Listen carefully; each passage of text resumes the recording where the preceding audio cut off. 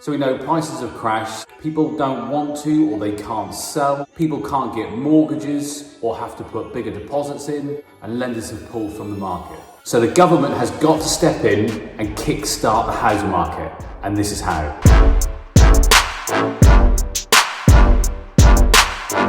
What's going on guys, Dan Javidi here, hope you're all well. In this video I'm going to be talking to you about what I think the government is going to do when it steps in to kickstart the housing market. As ever guys, do me a massive favour and smash the like button, and don't forget to hit subscribe and the little bell notification.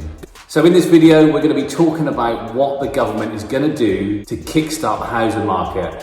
And that's from first-time buyers to normal homeowners, right through to the buy-to-let market and development and commercial. I just want to make it really clear that the government hasn't announced anything yet. This is purely my take based on my research and previous crashes, and what I believe the government has already done to help the economy and inevitably is going to step in and kickstart the housing market with various measures to help people like you and me and people looking to start on the property ladder. So if the last 5 years has shown us anything, is that first-time buyers are the clear favourite for the government, and rightly so. In the housing market, whichever area or sector you play in, whichever market you work in, first-time buyers are essential to the continued and sustainability of the housing market.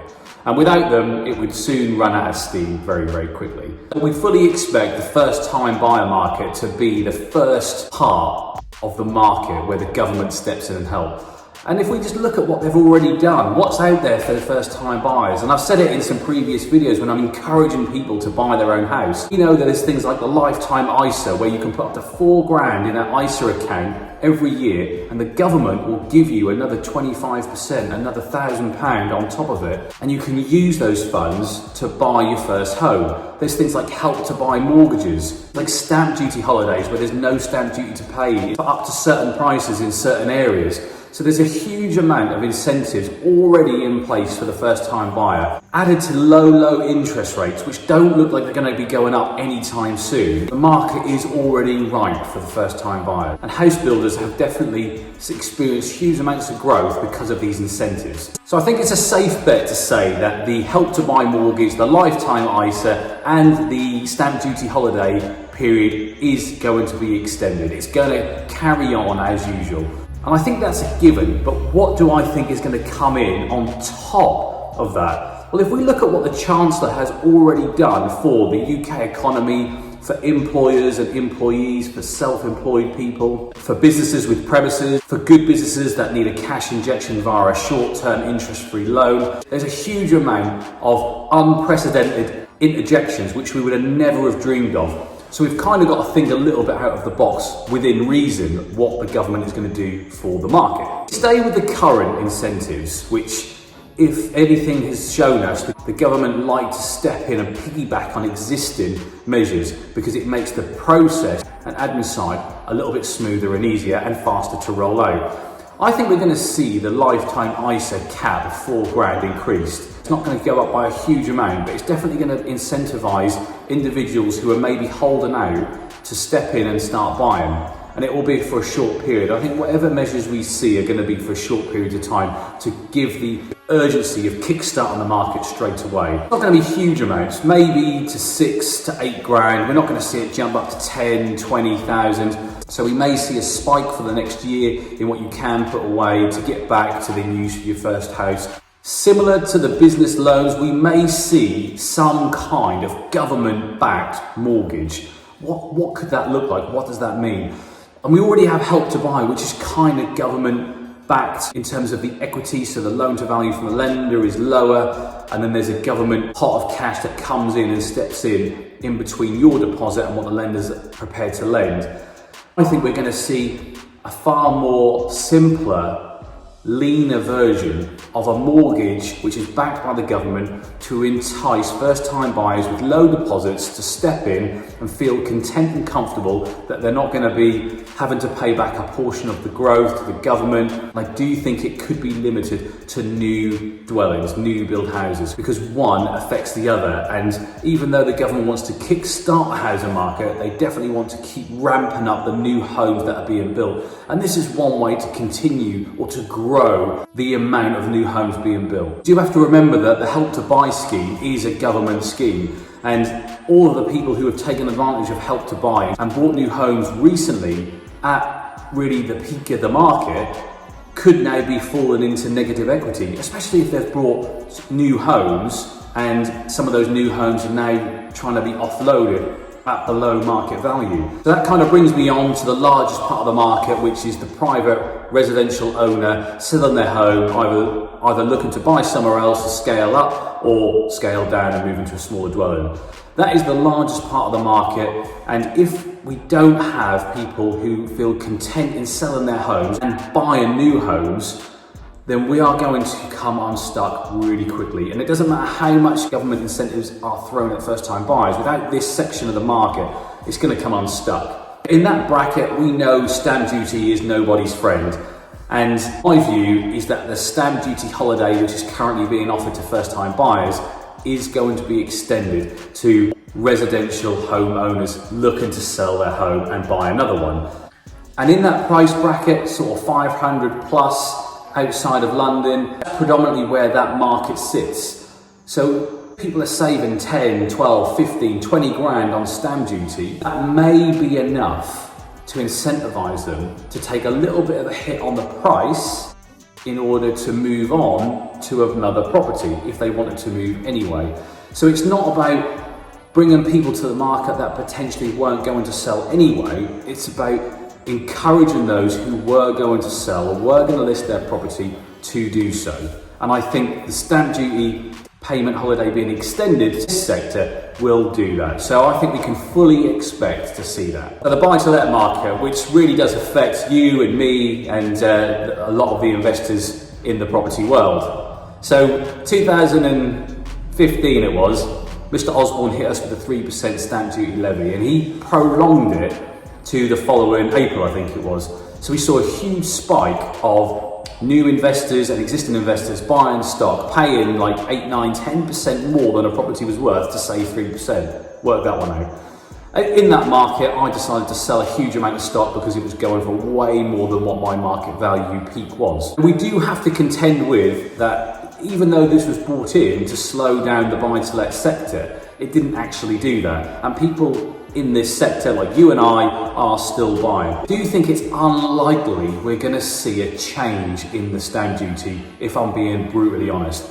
We can all but dream. If the first two measures aren't enough to really kickstart the market, then if the government is going to do anything in the buy-to-let sector, it will be with the stamp duty, and it will be for a short period of time to give the initial, immediate boost to the housing market from that sector, and it will only be a short period of time. You will see an influx of buy-to-let investors stepping into the market should this come into place and start buying, which means prices will start to increase.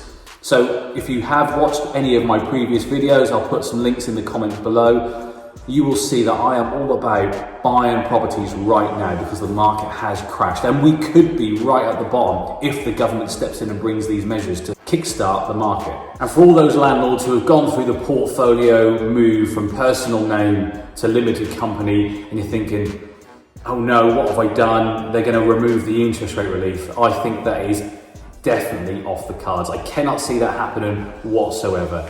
So that kind of brings me on to commercial developments, and all wrapped up into one. So in the early 90s, there was something called Help to Rent. And when I first heard of this, I thought it was going to be something like Help to Buy, but for the rental sector, so for tenants when they want to move into a rented property.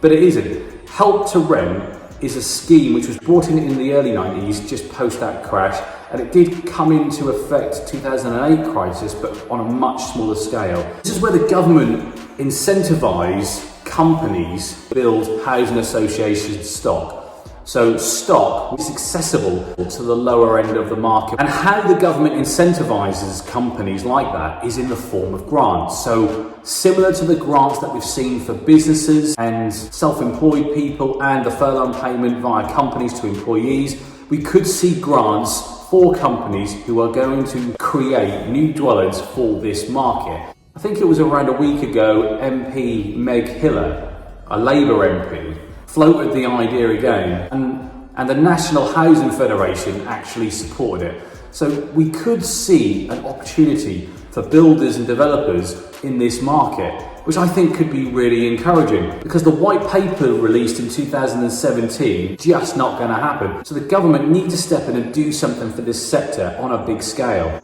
And they're not just going to give out grants just for normal house builders. They're going to want something in return. And filling the need for this market is definitely something that they need at the moment. So we can expect to see some form of support, some form of scheme for this sector.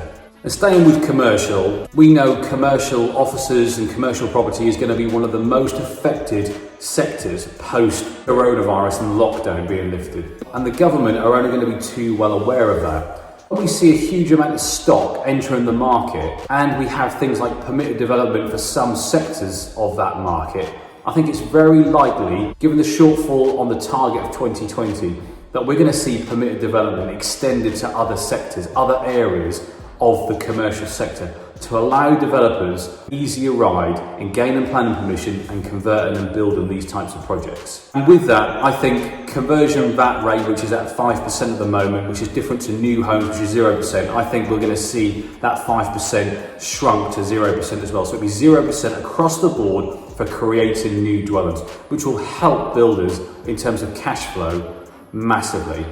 And last but not least, and here is where I think there could be an opportunity, Homes England, which is a government agency, has been ramping up the buying and specifically targeting what they deemed as stalled sites. So these are sites with planning permission that have never been built or have been started and then haven't, for whatever reason, been taken forward to get more homes built. And in the report, in the last financial year, they've bought £180 million worth of property in that sector. So that's really it from me. Just done a workout in the gym, thought about it, thought I'd do a quick video on it. What does that mean in terms of opportunity? So I'm not going to repeat the opportunities that I've said about in the previous videos, but one of the things I did say is that if you're exchanging, make sure you delay your completion to give yourself some breathing room, especially if you're buying an auction property. I think 12 weeks is a fair and achievable amount of time. Now, if the government does step in the next 4 to 6 weeks and they decide to help with stamp duty and the property hasn't completed yet, you could be in a position where you take advantage of that and you save yourself a few thousand, which all helps in the cash flow. Don't get me wrong though, if you've exchanged, they might say if it's exchanged already, you were going to complete on the old scheme, so you might not get it. Who knows? It's a possibility. But just make sure you're taking care of yourself in every transaction that you're considering. And delaying the completions just to give yourself a bit of breathing space is one of those things. I think if the government is going to extend the stamp duty levy for a short period of time, we should all be ready to start buying. But if you're not buying already and that comes into play, expect prices to go up. They're not going to go down if more and more people are buying. That's it from me. Hope you found the content rich. Don't forget to hit the like button and don't forget to hit subscribe, and I'll catch you all on the next video.